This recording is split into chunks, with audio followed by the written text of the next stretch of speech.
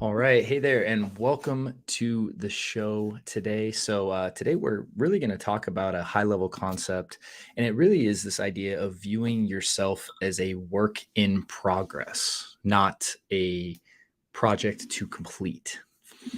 For those of you that don't know me, my name is Matt Cotty, and I'm the founder of Restored Minds and the creator of the AAA Response. And before we dive into the show, I just wanted to make a quick announcement again that my new book is out and it's up on our site. If you go to Restored Minds /book, you can get your copy. Again, we have it available as a digital copy, so you can really get access to it immediately, start going through it, and again working through the AAA response. And we also have a link down in the notes as well. So if you are interested in that, please, again, click the little link. And as a special bonus, what we're doing is we are giving away the audiobook as a free gift when you get your copy of the digital book. And right now, the price is, I think, $5.90. And so that probably will go up in the future. So we just wanted to, extend that option right now to all of our listeners and all the people that support the show. And again, the audiobook is a free gift as a special thank you. Also, if you could please support us by liking and subscribing, as well as leaving a comment or review on iTunes and Spotify. All those things help the show. They help the algorithm, which helps get this information to more people. And so it really is a way where this not only helping us, but also helping us get this information to more people. So let's go ahead and talk about the concept today of viewing yourself as a work in progress. So I think, a common experience when you first start or you first have an incident where anxiety, OCD, some kind of psychological stress comes into your life, or really, I guess kind of you start noticing it in your life, right? I don't really think it comes out of nowhere. It's just something that kind of builds, and ultimately it gets to the point where it's unignorable. When that happens, the immediate belief that usually anchors into someone's mind is that I need to get rid of the anxiety, the intrusive thoughts, the panic, the social anxiety, the phobia, whatever it is, and then I will be good. And so it's this idea of there's this task that I have to complete to be good, to be done.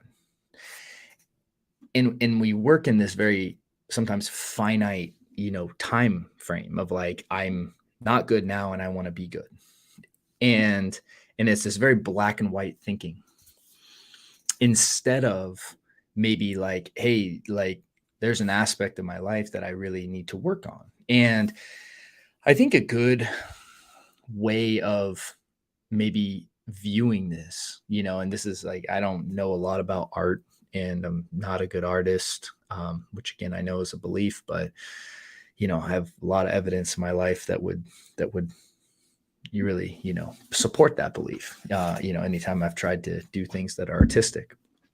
So, but I guess you could argue that the show is a form of art, and creation. So, maybe just when it comes to like painting and drawing and that kind of stuff, it's not good. Anyways, so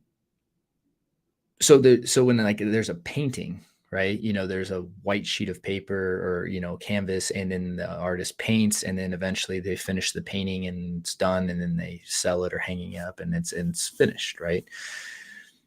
Versus like when you think about like carving out a statue, right? There's like this big just block, right?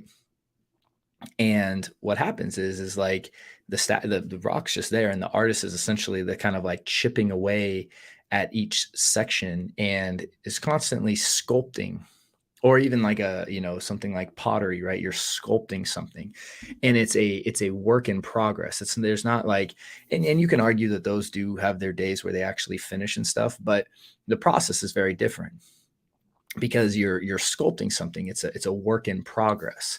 And that's why I like the idea of sculpture, or someone sculpting something out of rock, because it's this idea that there's like, you're just working on one little section at a time. And that's a good way to kind of view your recovery, is not this beginning and end finite like I need a program that's going to get me better in 3 weeks, or X amount of time, because you're always a work in progress. Like, you will never be a completed piece, at least not on this earth, unless you reach enlightenment, of course, in which case maybe that does happen, where you just like have no more work to do on yourself.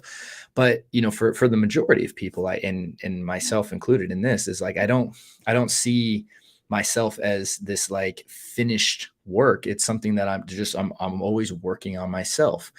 And so when anxiety comes up, it's like, this is an element of my life that I have to work on.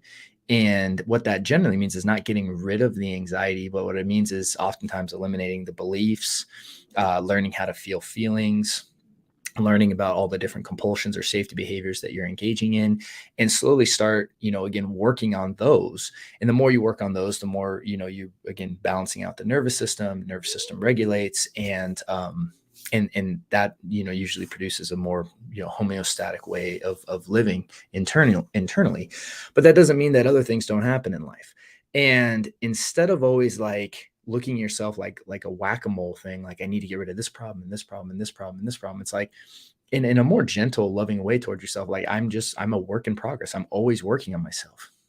And there's always something that can be worked on, can be done, can be improved upon. And that's kind of like the idea of the sculpture. It's like, yeah, I'm just working on this section of my life. Like, if whether it's your relationships out of balance, your finances, your what you're doing for work, and like the work you're engaging in, or your parenting, and your physical health. I mean, there's always aspects of our life to improve upon.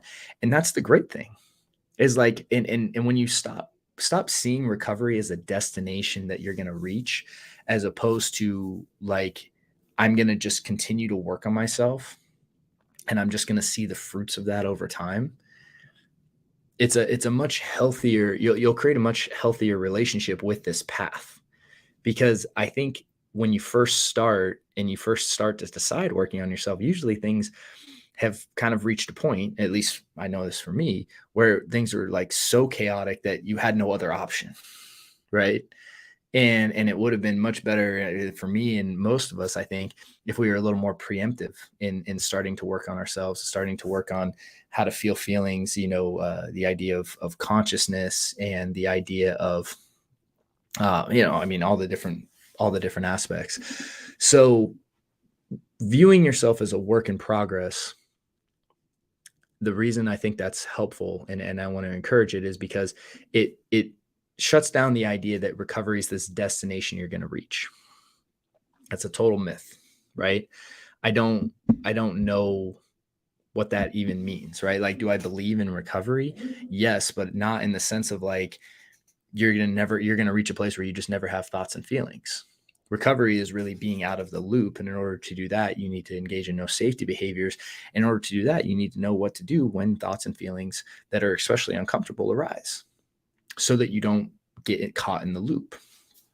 And then that's a process, right? Because then new thoughts and fears come up, and then new feelings come up, and so that ongoing process is just something that you're working with yourself on, and you're sculpting yourself. You're getting stronger, you're becoming braver.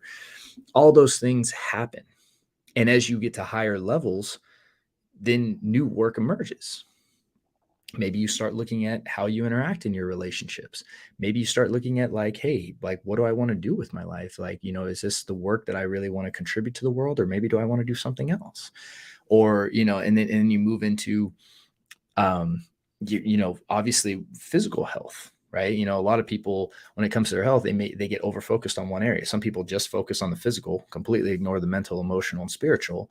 And then other people, take the other side, right? They only focus on the spiritual, ignore the physical, all this other stuff. So when you kind of look at those four quadrants of just your health, your personal health, then you start to kind of go like, okay, like, what areas of my life can I really work on?